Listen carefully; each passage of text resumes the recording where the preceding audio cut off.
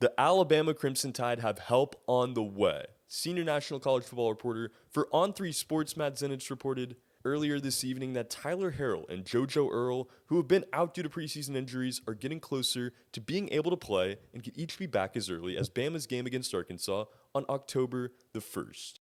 Obviously, this weekend for Alabama was a close one with the University of Texas, and you might have noticed that the offense struggled early on in the game, really all the way up until the fourth quarter. It's because they've had to use a lot of young wide receivers with the injuries of Earle, and of course the transfer Harrell as well. If you look at the stats for Alabama's offense, 7 different receivers used in the passing game yesterday.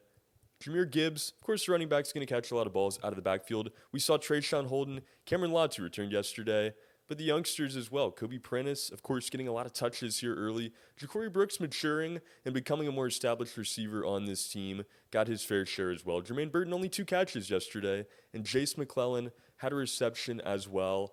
I think we're going to see a more steady receiving core for Alabama when these two make their return. Again, JoJo Earle and Harrell are going to be coming back to the Alabama roster as early as possible for Arkansas on October the 1st.